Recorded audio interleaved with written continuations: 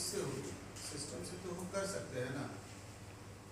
तो जमहूरी निज़ाम का जो हम लोगों का राइट है, जो अधिकार है, इस अधिकार के मद्देनज़र कुछ पॉलिटिकल लोग, कुछ सिविल सोसाइटी के लोगों ने पुलिस की इस मामला आपके सामने है कि अगर आप कोई भी गाइडलाइंस के तहत किसी के लिए अगर आप इस संदर्भ में गिरफ्तारी करते हैं, जबकि वो आदमी इंसाफ के लिए मैदान में खड़ा हो, तो पहली नज़र में किस तरीके का आज यहाँ पर प्रेस कॉन्फ्रेंस रखा गया, आप देख लीजिए। 2 लड़कों का कत्ल होता है, साहिल और शाबान का।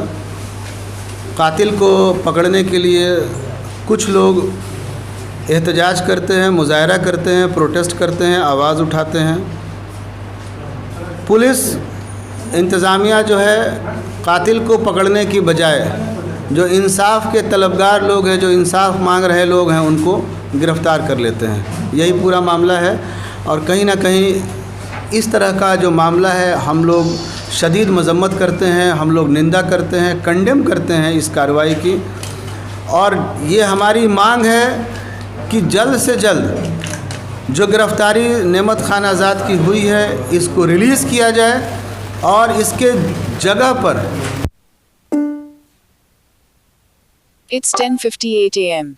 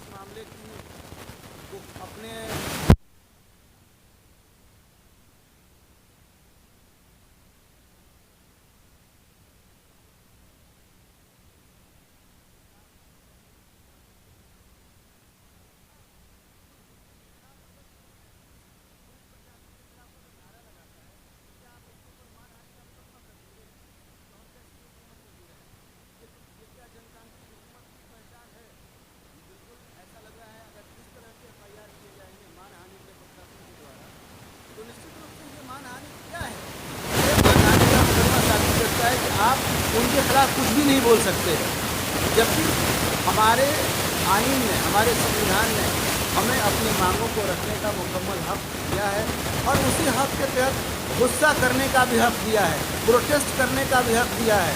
तो अगर हमारे गुस्से को समझा जाता, हमारे गुस्से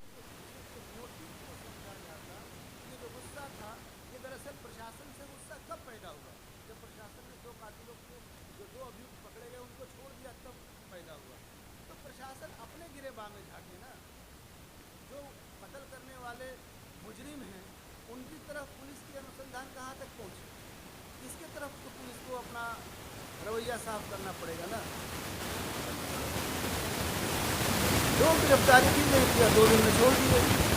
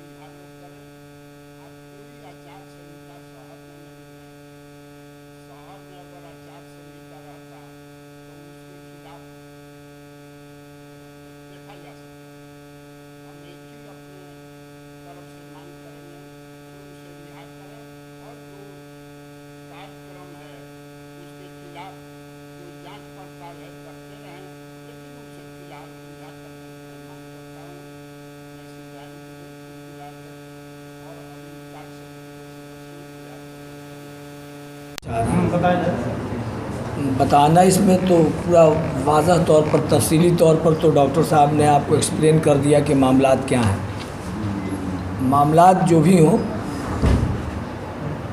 प्रशासन के द्वारा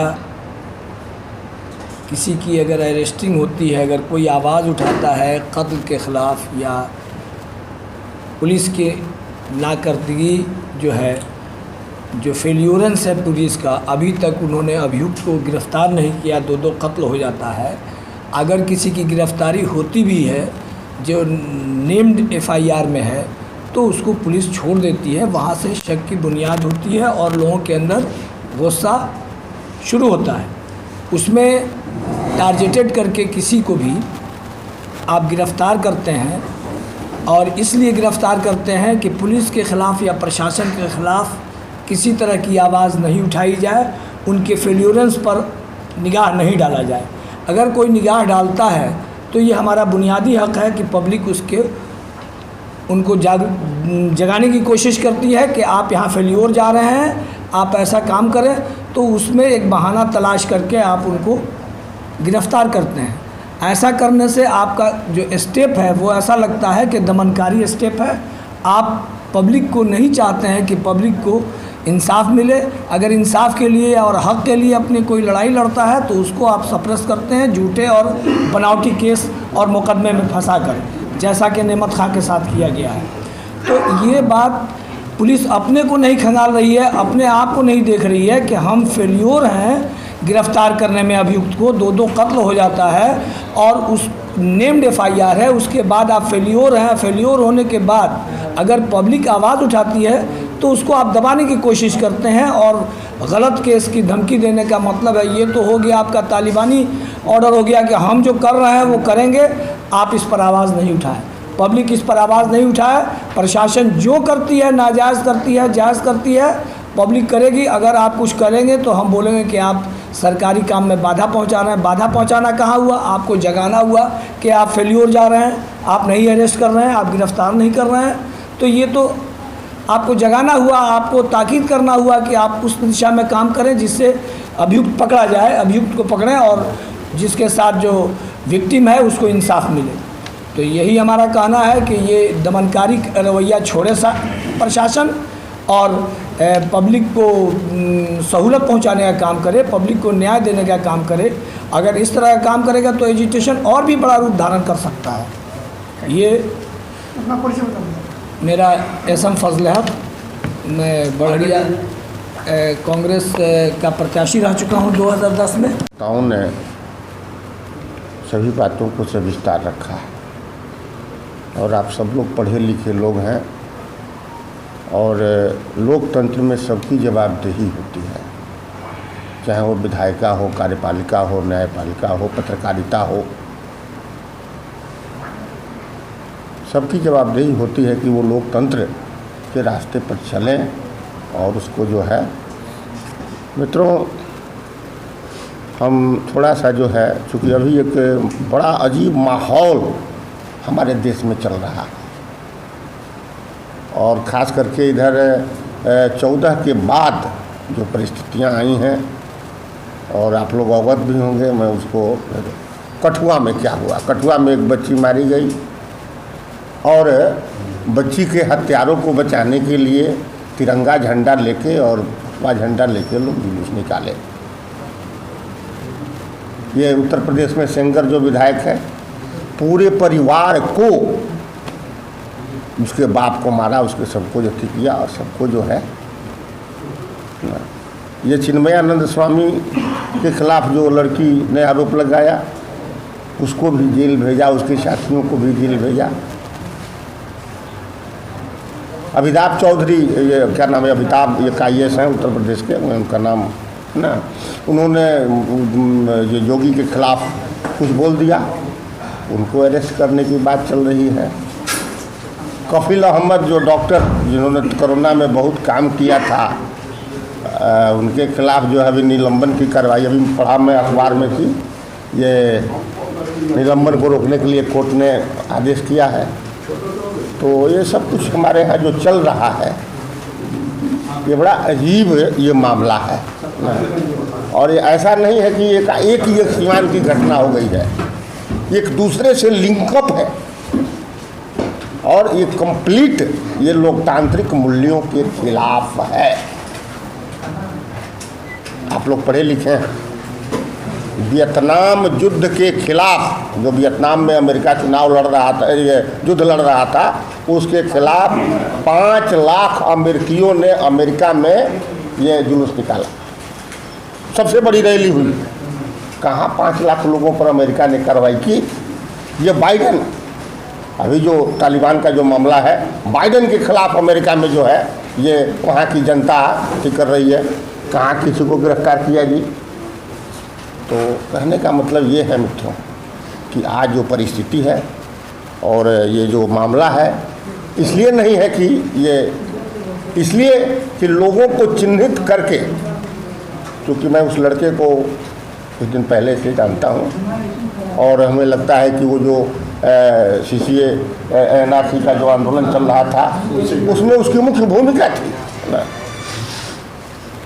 और ये चिन्हित करके, मैंने, अरे क्या है भाई, मोटरसाइकिल 2 बच्चे थे, कहा कि एक्सीडेंट हो गया। अरे भाई एक्सीडेंट अगर हो गया तो मोटरसाइकिल में तो कम से कम उसमें कुछ होना चाहिए, खरोच भी आना चाहिए। कोई खरोच नहीं आया, कोई खरोच नहीं आया। चुनाव आयोग की ये आचार संहिता लागू है। हमको जहाँ तक ख्याल है, आप लोग पता करेंगे कि जिस समय आचार संहिता लागू हुआ, चुनाव की घोषणा हुई, उस समय शायद कहा गया था, मैं हो सकता है कि थोड़ा सा, कि यह आचार संहिता जो है ये शहरी क्षेत्रों में नहीं लगेगा। आप लोग पता कर लीजिएगा भाई, है ना, शहरी क्षेत्रों में ये नहीं लगेगा। यहाँ कोई काम ही नहीं है, यहाँ वैसा उसका कोई काम नहीं है। बावजूद इस ढंग की ये जो कार्रवाई हुई है पुलिस की, हम ये कल कई दिन से पढ़ रहे हैं। हमने रात शाम को फ़ोन किया, संयोग से हमको ये बात, भाई क्या हो रहा है, जो है सो बड़ी विचित्र स्थिति है।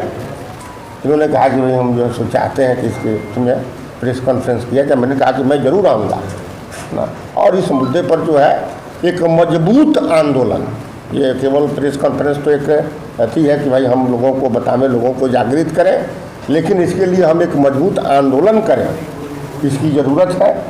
और हम लोग इसके लिए तमाम राजनीतिक बाधाओं को, आज आप देख रहे हैं कांग्रेस पार्टी के हैं, ये पुराने दिग्गज हैं दुबे जी, फजले हक साहब, हम भारत की कम्युनिस्ट पार्टी मार्क्सवादी के सचिव मंडल के सदस्य हैं, ये है ना, ये उपेंद्र जी, ये सिविल सोसाइटी से हैं प्रोफेसर उपेंद्र जी, आप शशि जी है ना, AISF के डिस्ट्रिक्ट सेक्रेटरी हैं। हम बाकी लोगों को भी जो है ये इससे जोड़ेंगे और जोड़ करके हम ये आगे की कार्रवाई करेंगे। इन्हीं शब्दों के साथ में अपनी बात मार्कंडे सदस्य ये CPIM जिला